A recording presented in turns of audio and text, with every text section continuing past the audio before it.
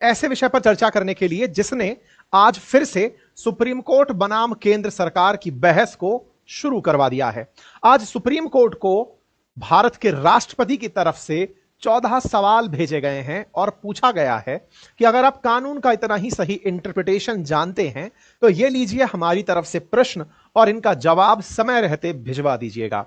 Supreme court के द्वारा अब इन जवाबों की प्रतीक्षा है, क्योंकि न्यायपालिका को आर्टिकल 143 के तहत राष्ट्रपति को सलाह देने का अधिकार है, या उल्टा कहिए कि राष्ट्रपति आर्टिकल 143 के तहत न्यायपालिका से सलाह मांग सकता है। लेकिन यह सलाह मांगने की कहानी क्या है और यह किस तरह का प्रश्न है जो राष्ट्रपति सुप्रीम कोर्ट से पूछ रहे हैं? और यह सवाल इसलिए क्योंकि अल्टीमेटली जब कोई जवाब आएगा तो कहीं वो जवाब ही कानून ना बन जाए।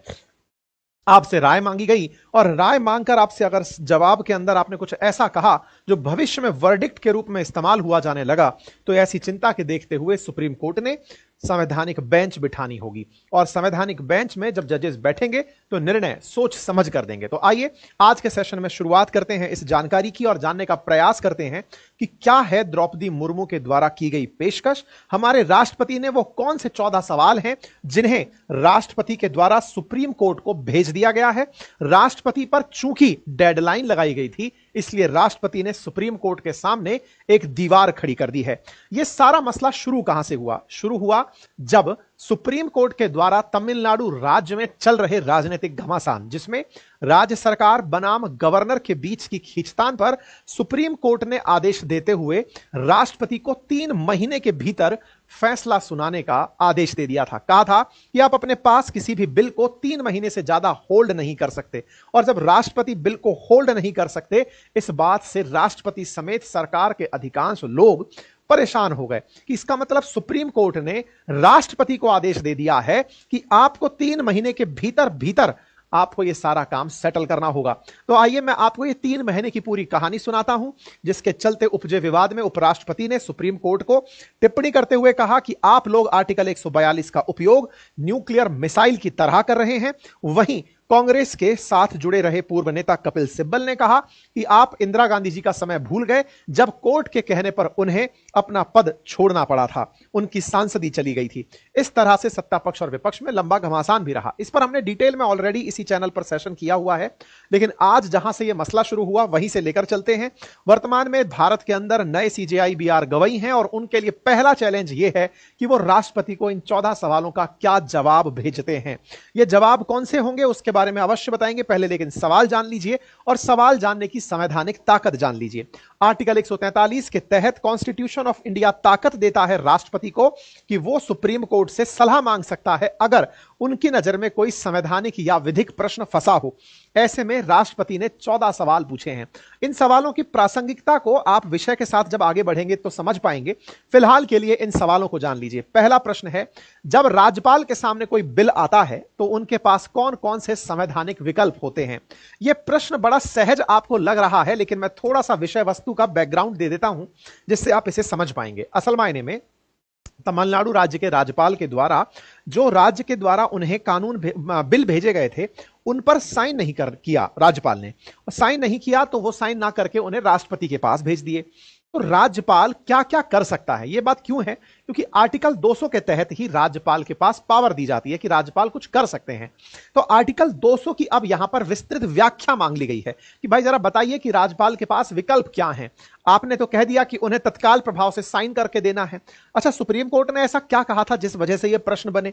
असल में सुप्रीम कोर्ट ने अपने आदेश में यह कह दिया था आर्टिकल 142 की ताकत का उपयोग करते हुए कि राज्यपाल को जब काउंसिल ऑफ मिनिस्टर जो राज्य की है, अगर वो अपनी तरफ से बिल पास करके भेजे तो राज्यपाल की ड्यूटी है कि उसे वो पास करे। अगर वो पास नहीं करता और वापस लौटाता है तो कारण बताए, और अगर कारण बताने के बाद फिर से काउंसिल ऑफ मिनिस्टर पास कर दे, अब तो उसकी जिम्मेदारी ही है कि वो पास करे। अगर पास नहीं करता, राष्ट्रपति के पास भेजता है, तो हम ये डिसाइड करेंगे, हम ये चेक कर सकते हैं कहीं ऐसा तो नहीं है कि राज्यपाल सरकार के खिलाफ होने के चलते या सरकार की नीतियों के समर्थन में ना होने पर ऐसा फैसला कर रहे हैं। हम उसकी न्यायिक समीक्षा तक कर डालेंगे। तो एक तरह से राज्यपाल को सुप्रीम कोर्ट ने किसी भी काम का नहीं छोड़ा।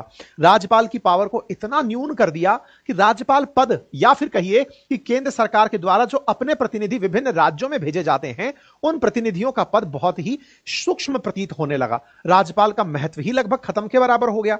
इतना ही नहीं, सुप्रीम होगा, और वो प्रश्न बड़ा अच्छा होगा। सही तो है सर, अगर कोई राज्य सरकार अपने द्वारा कोई कानून पास कराना चाहती है तो राज्यपाल को दिक्कत क्या है? चुनी हुई सरकार अगर ऐसा चाहती है तो बहुत बढ़िया, आप सही कह रहे हैं।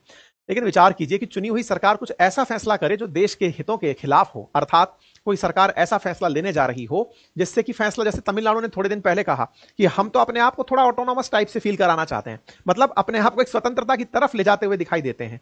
ऐसे में अगर राज्यपाल कुछ भी, किसी भी गतिविधि से यह महसूस करता है कि इससे देश की एकता अखंडता को नुकसान हो सकता है, तो राज्यपाल हो सकता है उस बिल को रोकना चाहे, क्योंकि राज्यपाल को अल्टीमेटली केंद्र सरकार ने अपना रिप्रेजेंटेटिव बना के भेजा ही इसलिए है ताकि वो पूरी राज्य की मंशा तो समझ सके कि चल क्या रहा है राज्य में। अगर केंद्र अपने नुमाइंदों के माध्यम से यही ना पहचान पाए कि वो राज्य क्या चाहता है, तो फिर राज्यपाल का होने का मतलब क्या है? और फिर देश की फेडरल स्ट्रक्चर में जो आप कहते हैं कि केंद्र जो है वो मजबूत होना चाहिए, वो केंद्र मजबूत कैसे होगा? फिर तो उसके साथ दिक्कत हो जाएगी।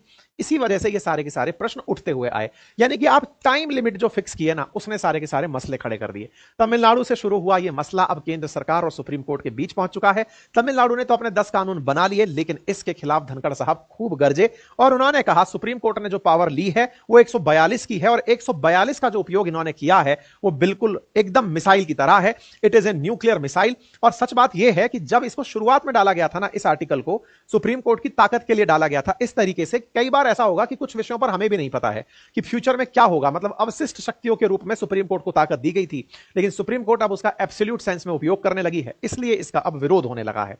धनखड़ साहब ने यह भी कहा कि जब आपके यहां के कोई जज अपने घर में रखे हुए नोट के बोरों समेत पकड़े जाते हैं, उस समय पर एफआईआर नहीं होती, तब न्यायपालिका क्या कर लेती है?